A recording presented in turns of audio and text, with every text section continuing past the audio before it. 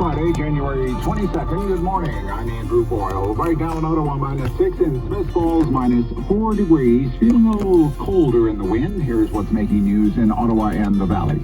It's a phone call, but it's an important one. President Joe Biden, far from the only issue on the Prime Minister's mind today. When he does make that call, Justin Trudeau can also expect to face some tough questions the day after his Governor General resigned over allegations of a toxic work environment at Rideau Hall.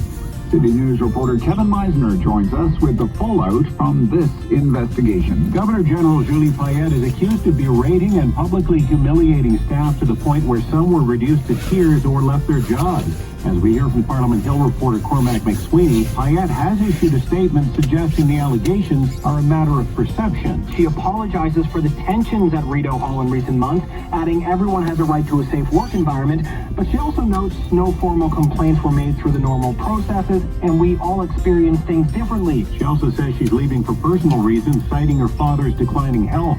The Globe and Mail reports Payette was asked to resign directly by Prime Minister Trudeau. Justin Trudeau is under fire for choosing Payette, even though similar allegations were made against her at previous jobs with the Montreal Science Centre and the Canadian Olympic Committee. I'm Kevin Meisner. Now, as mentioned, the Prime Minister will speak with American President Joe Biden today amid continuing fallout from the death of the Keystone XL pipeline project. The phone call, Biden's first with a foreign leader since taking office this week, comes as the new administration turns its focus to the country's economic recovery.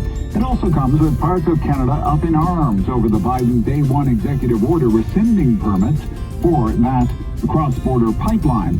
Alberta's Premier Jason Kenney among those urging the Prime Minister to take Biden to task over the decision and to respond with consequences if it is not reversed.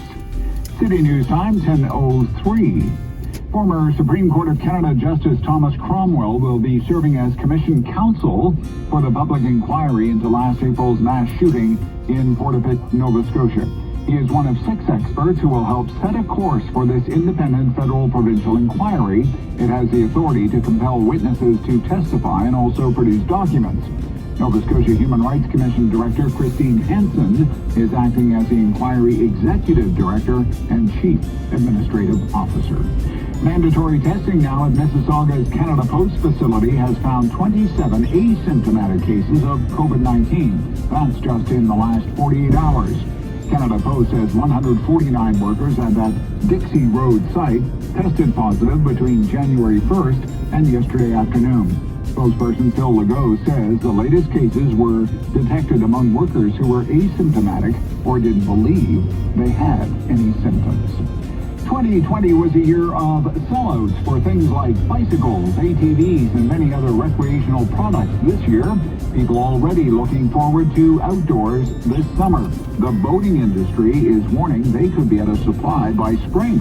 Here's City News Senior Business Editor Mike Epple. 80% of the boat dealers and exhibitors participating in the Toronto Virtual Boat Show say the current inventory will be in low supply, if not sold out, within the next few months, likely by May. Rick Lazell is the CEO of Boating Ontario. You can't flip a switch and magically take a factory that builds 1,000 boats a year for a simple number and say, okay, well, for the next 12 months, we need to build 1,300 boats. It's a very skilled process. So what we're facing right now is a North American demand increase. Lazell says it's all about people remembering what happened last summer and figuring out what to do this year. The manufacturers on both sides, the folks that are here in Canada as well as the ones in the States, simply cannot ramp up production fast enough to meet this demand that's here today. The Toronto Boat Show continues on a virtual basis this weekend at the Business Centre. I'm Mike Epple. And I'm Andrew Boyle. For news anytime, follow up online at ottawa.citynews.ca.